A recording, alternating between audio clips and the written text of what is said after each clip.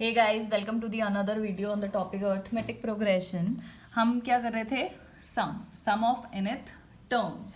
तो उसी के बेसिस पे और क्वेश्चंस करते हैं, लेकिन थोड़े से लेवल अप वाले। इससे पहले वाले पार्ट में हमने सिंपल क्वेश्चंस किए थे, अब हम थोड़े से टफ वाले क्वेश्चंस प्रैक्टिस करेंगे। The first term of an AP is 5। क्या क्या गिवन है वो लिख देते हैं सजा सजा के। First term of an AP is 5, last term is 45। Last term को मैंने आपको बताया था L या फिर AN, दोनों से ही रिप्रेजेंट कर सकते हैं, बुक में देख के घबराना नहीं है। 45 and sum of its terms. First term दी है, लास्ट टर्म दी है, sum of its terms SN भी दे दिया 1000। Find the number of terms and common difference. मैंने आपको इससे पहले वाली वीडियो में दो फॉर्मूले बताए थे। एक बताया था SN is equal to n/2 2a plus n-1 into d, और एक बताया था SN is equal to n/2 a plus an या फिर a प्लस l। अब मैंने आपको बोला था कि क्वेश्चन पे डिपेंड करेगा कौन सा फॉर्मूला लगाना है। इसमें SN पता है आपको, n नहीं पता है, a और an पता है, तो कौन सा फॉर्मूला लगाएंगे? ये वाला लगा देते हैं। SN 1000 है, इज इक्वल टू n आपको नहीं पता है, a की वैल्यू 5 है, an है 45। 1000 is equal to n/2 into 45 into 5 50। 25 n is equal to 1000, जो मल्टीप्लाई में होता है उसको हम डिवाइड में ले आते हैं 40, तो n की वैल्यू कितनी आ गई? 40। तो आधे मार्क्स तो मिल गए क्वेश्चन के। Find the number of terms, तो वो हमने निकाल दी है 40 एंड द कॉमन डिफरेंस। तो मैंने ये फॉर्मूला जानबूझ के ही बताया था तुम्हें, मतलब जिससे इसके नीचे मैं आराम से कैलकुलेशन कर दूं। अब n की वैल्यू भी पता चल गई 40, a की भी, n SN सब है, क्या निकालेंगे? कॉमन डिफरेंस निकाल देते हैं। SN is equal to 1000, n हमारे पास 40 आ गया है, a की वैल्यू है 5 प्लस n है 40 माइनस 1 इंटू डी आपको कैलकुलेट करना है 20। अब ये 20 इधर मल्टीप्लाई में इस ब्रैकेट के साथ, इसको मैं नीचे लेके आ जाती हूँ। Is equal to 2 5 10 plus 39D, ठीक है।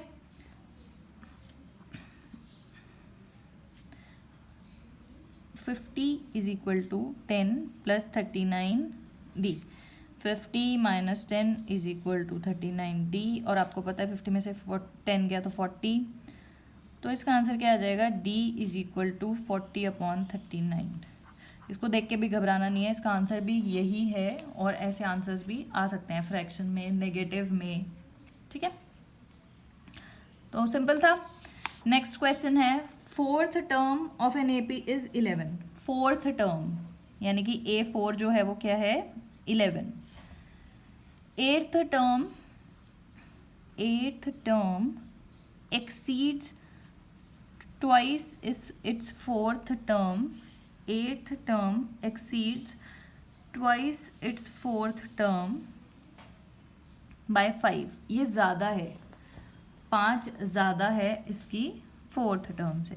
तो इक्वल करने के लिए मैं यहाँ पे 5 लगा दूँ, वो एक ही बात है। अगर आपका माइंड इस तरीके से चल रहा है कि इसमें -5 कर दें तो वो भी ठीक है। जो इसकी एट्थ टर्म है exceeds twice its fourth term, अगर फोर्थ टर्म को डबल करो तो उससे 5 और ज़्यादा है, तो इक्वल करने के लिए 5 यहाँ ऐड कर देंगे। लेकिन आपके माइंड ने आपको कमांड दिया कि यहाँ 5 माइनस कर दो, तो वो भी सही है। Find the AP and sum of 50 terms. अगर इतना क्वेश्चन होता फाइंड द AP, तो ये आपको पता है, मैंने पहले पार्ट्स में आपको ऐसे क्वेश्चंस कराए हैं 3-4 प्रैक्टिस के लिए। मेरा काम है आपको क्वेश्चन प्रैक्टिस कराना, तो आगे चलते हैं। a plus 3D is equal to 11, a plus 7D is equal to, मैं वैल्यूज ही डाल रही हूँ, 8 को क्या लिखते हैं? a प्लस 7D, फॉर्मूला ही वो कर रही हूँ। a प्लस 3D, ये ध्यान से रखेंगे, जब 2 मल्टीप्लाई होता है तो वो 2 पूरी इस टर्म के साथ है, तो उसको ब्रैकेट में रखेंगे याद से, plus 5। a plus 7D is equal to 2a plus 2 3 6D plus 5। A plus 7d minus 2a minus 6d is equal to 5। इसको मैं इधर लेके आ गई। ए में से 2a माइनस a, 7d में से 6d गया तो d। तो एक इक्वेशन ये बन गई अपने पास, एक ये थी। दोनों को सॉल्व करके ए और डी की वैल्यू निकाल देंगे। Minus a plus d is equal to 5। इस इक्वेशन को मैंने यहाँ रख दिया, ठीक है। अभी ऑलरेडी माइनस में साइन करने की ज़रूरत नहीं, चेंज करने की ज़रूरत नहीं है। ये हो गया 3 + 1 4, 11 + 5 16। तो डी की वैल्यू कितनी आ गई? 16/4 यानी कि 4। तो डी की वैल्यू आ गई अपने पास 4। इस डी की वैल्यू को आप किसी भी इक्वेशन में डाल के निकाल सकते हो। Minus a plus 4 is equal to 5, minus a is equal to 5 minus 4, minus a is equal to 4। तो ए की वैल्यू कितनी आ गई? -1। ए की वैल्यू पता चल गई, डी की वैल्यू पता चल गई, और सम ऑफ 50 टर्म्स निकालना है, यानी कि एन की वैल्यू कितनी है? 50। आपको निकालना है एस 50। अच्छा, फाइंड द एपी। एपी भी तो निकालना है। अभी एपी निकाल देते हैं। फर्स्ट टर्म क्या है? -1। फिर क्या करेंगे? कॉमन डिफरेंस ऐड करते जाएंगे। -1 + 4 इज 3, +4 7, +4 11, सो ऑन। 3 या 4 टर्म्स लिखोगे, मोर देन इनफ है। चलो खैर, S50 निकालते हैं हम। S50 is equal to n/2 2a plus n-1 into d. n की वैल्यू है 50, 2 इंटू a की वैल्यू कितनी है? -1 प्लस 50 -1 इंटू डी की वैल्यू है आपके पास 4। काट देते हैं इसको, 25 आ गया। 25, 2 इंटू -1 इज -2 प्लस 49 इंटू 4,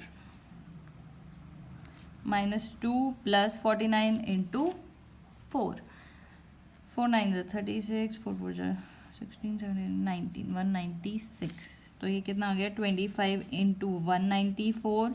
इसका आंसर आ जाएगा 4850 is the answer. Video pause करके खुद से क्वेश्चन सॉल्व किया करो, फिर आंसर मैच किया करो। नेक्स्ट क्वेश्चन देखते हैं, सम वाला ही। The sum of n natural numbers is 5n square plus 4n। Find its 8th term. The sum of n natural numbers is this. तो यानी कि क्या दे रखा है? SN दे रखा है 5n स्क्वायर प्लस 4n। आपको पता है यहाँ पे जो हम वैल्यू डालते हैं वही n के ऐसे डाल सकते हैं। इसका मतलब क्या है? अगर S1 निकालना हो तो n की वैल्यू क्या डाल दो? 1। S2 निकालना हो तो n की वैल्यू क्या डालेंगे? 2। S3 निकालना हो तो देखो, इस क्वेश्चन को देख के वीडियो बंद मत कर देना। ये क्वेश्चन आ जाएगा एग्जाम में, तो कैसे करोगे? सॉल्व करोगे इसको तो क्या आएगा? 5 + 4 9। इसको सॉल्व करोगे तो क्या आएगा? 2 2 4 5 20 + 8 28। इसको सॉल्व करोगे तो इतना ज़्यादा करने की ज़रूरत नहीं है, लेकिन मैंने वैसे ही लिख दिया फ्लो में। इन दोनों से काम चल जाएगा। ये कितना आ जाएगा? 3 3 9 5, 3 3 9 5 45 प्लस 4 3 12। तो कितना आ गया? 757। ठीक है, 2 से काम चल जाएगा। अब देखो, ध्यान से देखना, AP का जो S1 है, यानी कि एक ही टर्म का सम, तो वो फर्स्ट टर्म ही हुई ना। तो S1 जो होता है वो क्या होता है? A। S1 मतलब AP की एक ही टर्म का सम। तो 2 है और 2 का सम है तो वो 2 ही तो होगा। तो S1 क्या हो गया? A। तो A यहाँ पे से हमारे पास क्या आ गया? 9। चलो मुबारक हो, फर्स्ट टर्म तो मिल गई। S2 मतलब सम ऑफ 2 टर्म्स, यानी कि S2 क्या हो गया? A और A1 एक ही चीज़ है। A plus A2, A1 plus A2। तो S2 आपके पास कितना है? 28। सम ऑफ 2 टर्म्स, A1 है 9 प्लस A2। तो A2 कितना आ जाएगा आपके पास? 28 में से 9 चला जाएगा तो कितना आ जाएगा? 19। तो सेकेंड टर्म आपके पास क्या आ गई? 19। AP अगर हम लिख रहे हैं तो फर्स्ट टर्म आई 19, सेकेंड टर्म आई 9 और सेकेंड टर्म आई 19, तो हमें डिफरेंस निकालना होता है, कॉमन डिफरेंस। इसको वीडियो को ना पीछे रिवाइंड करके फिर से सुन लेना ये क्वेश्चन, ठीक है। तो कॉमन डिफरेंस कितना आ जाएगा, 19 माइनस 9। मैंने बोला था 2 ही टर्म की ज़रूरत है, थर्ड तो मैंने S3 तो फ्लो में निकाल दिया। 19 माइनस 9 इज 10। तो अब फाइंड इट्स 8th टर्म। सम दिया हुआ था, ये सब काम करके हमने क्या निकाल दिया, ए और डी की वैल्यू, ए और डी है और क्लियरली क्या निकालना है, इट्स 8th टर्म। अब तो काम इजी हो गया, 8th टर्म निकालना है, यानी कि A8 निकालना है। A8 is A plus n minus 1 into D. A8 A की वैल्यू कितनी है, 9 प्लस 8 माइनस 1 इंटू डी कितना है, 10। 9 प्लस 8 माइनस 1 इज 7 इंटू 10, तो कितना हो गया, 9 plus 70 is equal to 79 is its 8th term. ध्यान से समझ लेना इसको। चलो इसके जैसे ये क्वेश्चन और बता देती हूँ। Find the sum of 28th term of an AP whose nth term is. अब इसमें देखो, उसमें क्या था, सम दिया हुआ था, तो वो S1 S2 कर रहे थे। ध्यान से समझना है, लिखा गया है find the sum of 28 terms. S28 आपको निकालना है, whose nth term. Sum of nth term और nth टर्म में बहुत डिफरेंस है। ये nth टर्म दिया है, यानी कि an दिया है आपको 8n माइनस 5, ठीक है। n की वैल्यू 1 डालेंगे, an कितना हो गया, 8 1 माइनस 5। सबसे पहले तो आप ये क्वेश्चन क्या है उसको इक्वेशंस की फॉर्म में लिखना सीखो। A1 क्या हो गया, 8 इंटू 1 माइनस 5, 8 में से 5 गया तो 3। A2 क्या हो जाएगा, 8। अब मैं फ्लो में थर्ड नहीं निकालूंगी, 2 से काम चल रहा है बस। 8 2 16 माइनस 5 11। AP क्या होता है, A1 A2, यही तो होता है AP AN तक। A1 है आपके पास 3, ये है आपके पास 11 एंड सो ऑन। तो हमें और किसी से मतलब भी नहीं है, AP निकल गया बस। तो यहाँ से A की वैल्यू आ गई 3, D की कितनी वैल्यू आ गई, दिस माइनस दिस, 11 माइनस 3 यानी कि 11 माइनस 3 मतलब 8, D इज इक्वल टू 8। और n की वैल्यू कितनी गिवन है, 28, S28 है ना, निकाल देंगे। S28 is equal to n by 2 2a plus n minus 1 into d. n by 2 28 by 2 2a, a की वैल्यू कितनी है 3 प्लस 28 माइनस 1, डी कितना है 8, तो कितना हो जाएगा 28 बाई 2 14। अच्छा 2 कॉमन भी ले सकते थे ना, जैसे पहले लिया, चलो कोई बात नहीं। 2 3 ज़ा 6 plus 27 into 8, 6 plus 27 into 8 is 216। Multiply करके देख लेना। 14 इंटू इसको ऐड करोगे तो कितना आ जाएगा 2 2 2, और इसको आप मल्टीप्लाई करेंगे तो आपका आंसर आ जाएगा 3108। समझ में आया। तो पहले तो क्वेश्चन को इक्वेशंस की फॉर्म में लिखना सीखो प्रॉपरली। इसको अगर आप बीच से देख रहे हो, यही पार्ट देख रहे हो, तो मैं आपको सजेस्ट करूंगी आप फर्स्ट पार्ट से देखो, आपको एकदम बेसिक बहुत अच्छे से क्लियर हो जाएगा। एक कॉपी और पेन के साथ पूरा प्रॉपरली सॉल्व करके देखो तो आपको बिल्कुल अच्छे से समझ में आ जाएगा। That is it for this video. If you find this video lecture series helpful, then please like, comment, share and subscribe to this channel. You can also press the bell icon to get notified every time I drop a video. Thank you so much for watching and stay connected.